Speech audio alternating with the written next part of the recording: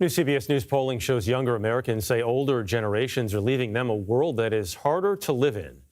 Registered voters under the age of 30 think it's harder to buy a home, raise a family, get a good job, and start a business than it was for previous generations. They partially blame older Americans for leaving a legacy of less opportunity. That generational divide is bleeding into politics. 48% of younger voters say neither Joe Biden nor Donald Trump, the presidential candidates age 81 and 78 respectively, understand the needs and concerns of younger people. It's been 2 years since the Supreme Court overturned Roe v. Wade, which established a constitutional right to an abortion.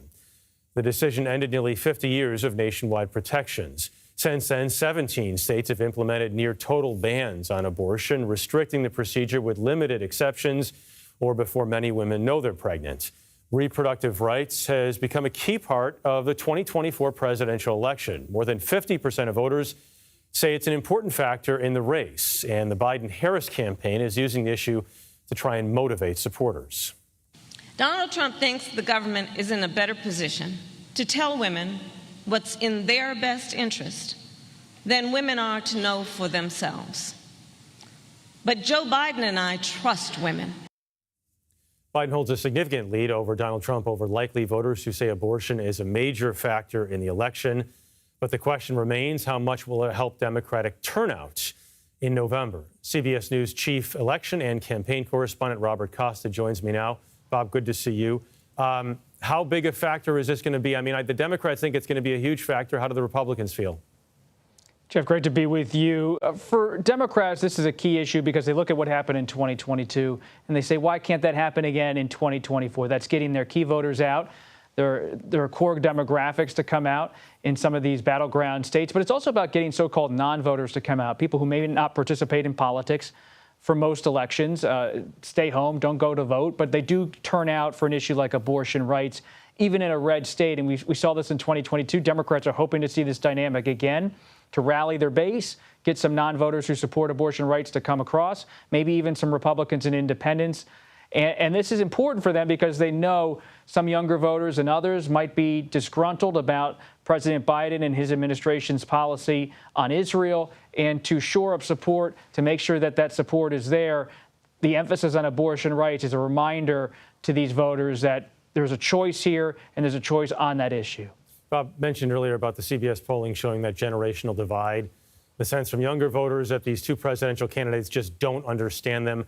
Are either campaigns doing anything special to try to appeal to younger voters? Well, I was just in Philadelphia a few weeks ago with Vice President Harris, covering her, and she was talking about the administration's policies on student loan forgiveness.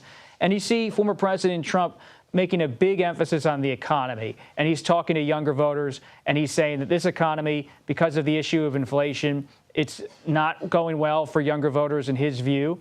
And he is really appealing to young conservatives who may have a more favorable view of his presidency than some older voters who see Trump as a bit of an outlier in the American democratic experience. And he goes to places like Turning Point USA, where there are young conservatives who say, we really like Trump. He was part of our formative experience politically, wearing that red cap, and they don't see Trump as a threat to democracy. He's hoping he can break through on issues like the economy and immigration, his aides tell me, and really try to stave off any of these claims by Democrats that he is a threat to democracy, he's a threat to abortion rights. Bob, somebody told me there's a debate on Thursday. I'm still waiting to confirm that. But if, in fact, that's the case, what are you looking for on Thursday night? Well, Jeff, I can fully confirm that it's scheduled to take place. But like everything in politics, Jeff, you never really know until these candidates show up. And there's sometimes in politics, days can be a lifetime.